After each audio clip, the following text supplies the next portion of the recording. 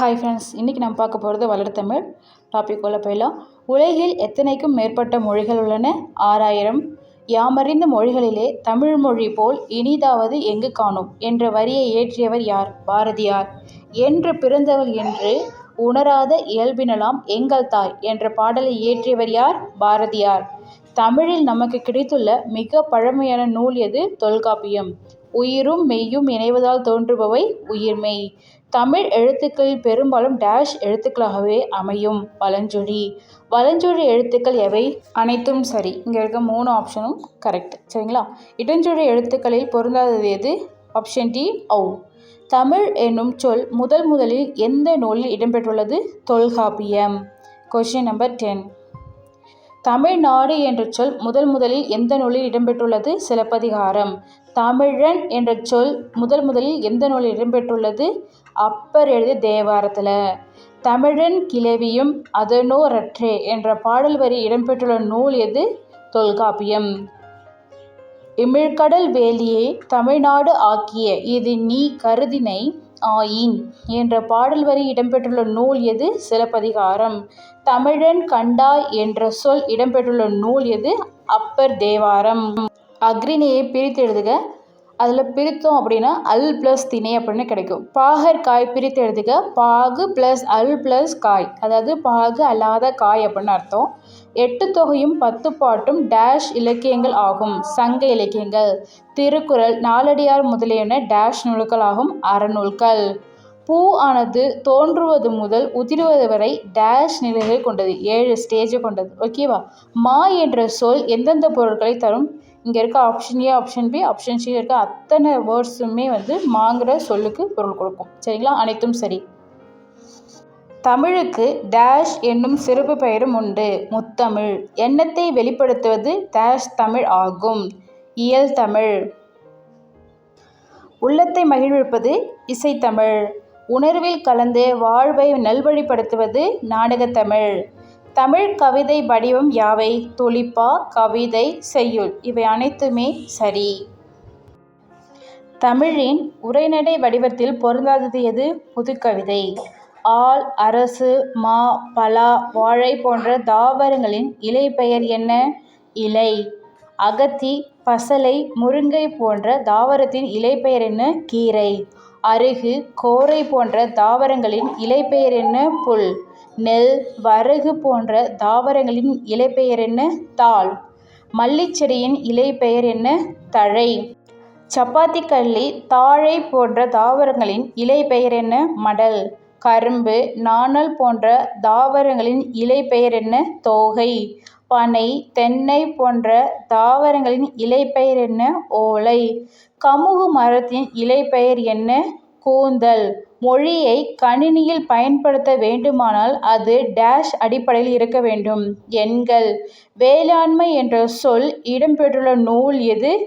கலித்தொகை, திருக்குறள். 2துலேயுமே இருக்குது. Option D correct. சரிங்களா? ஏ அண்டு சி சரி. உழவர் என்ற சொல் இடம்பெற்றுள்ள நூல் எது? நற்றிணை. பாம்பு என்ற சொல் இடம்பெற்றுள்ள நூல் எது? குறுந்தொகை. பாம்பு, மீன் இந்த மாதிரிலாம் வந்துச்சு அப்படின்னா அது குறுந்தொகையில் வரும்.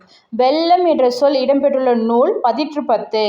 10 ரூபாய்க்கு வெல்லம் வாங்கிட்டு வா அப்படின்னு ஞாபகம் வச்சுக்கலாம். சரிங்களா? முதலை என்ற சொல் இடம்பெற்றுள்ள நூல் ஆல்ரெடி உங்களுக்கு சொன்ன குறுந்தொகை. கோடை என்ற சொல் இடம்பெற்றுள்ள நூல் எது?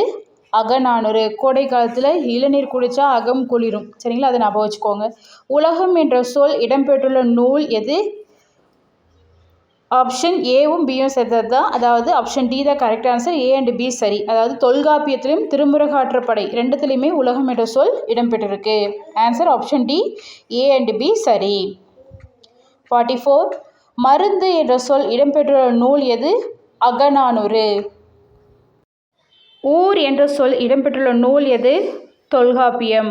அன்பு என்ற சொல் இடம்பெற்றுள்ள நூல் எது? Option D correct. A and C சரி. உயிர் என்ற சொல் இடம்பெற்றுள்ளது option D, A and C. மகிழ்ச்சி என்ற சொல் இடம்பெற்றுள்ள நூல் திருக்குறள், தொல்காப்பியம் 2துலேயும் இருக்குது. Option D correct. மீன் என்ற சொல் இடம்பெற்றுள்ள நூல் எது? குறுந்தொகை. புகழ் என்ற சொல் இடம்பெற்றுள்ள நூல் தொல்காப்பியம்.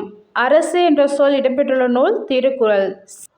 செய் என்ற சொல் இடம்பெற்றுள்ள நூல் குறுந்தொகை. மீனை செய், மீனை செய்யுங்க அப்படின்னு சொல்லுவோம் இல்லையா, மீனை சமைக்கிறத ஞாபகம் வச்சுக்கோங்க. செல் என்ற சொல் இடம்பெற்றுள்ள நூல் எது? தொல்காப்பியம். பார் என்ற சொல் இடம்பெற்றுள்ள நூல் எது? பெரும்பானாற்றுப்படை. இந்த பாறை பாருங்க எவ்வளோ பெருசாக இருக்குது அப்படின்னு சொல்கிறோம். அப்படி இல்லைன்னா இந்த படை பாருங்கள் எவ்வளோ பெருசாக இருக்குது, அதை பாருங்க அப்படின்னு சொல்கிறோம். சரிங்களா? அப்படின்னு ஞாபகம் வச்சுக்கலாம். ஒழி என்ற சொல் இடம்பெற்றுள்ள நூல் தொல்காப்பியம். எனக்கு இருக்க தொல்லையில் முதல்ல ஒழிக்கணும் அப்படின்னு ஞாபகம் வச்சுக்கோங்க. முடி என்ற சொல் இடம்பெற்றுள்ள நூல் எது? தொல்காப்பியம். வானும் தீண்டும் தூரம் நீ வளர்ந்து வாழ வேண்டும் என தொடங்கும் பாடலின் ஆசிரியர் யார்? அறிவுமதி. ஓகே ஃப்ரெண்ட்ஸ், இப்போ நம்ம 58 கொஸ்டின் பார்க்கலாம். தொன்மை என்னும் சொல்லின் பொருள் பழமை.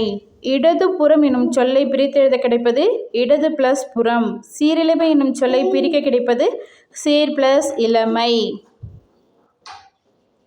சிலம்பு பிளஸ் அதிகாரம் என்பதை சேர்த்தெழுத கிடைப்பது சிலப்பதிகாரம். கணினி பிளஸ் தமிழ் என்பதை சேர்த்தெழுத கிடைக்கும் சொல் கணினி தமிழ்.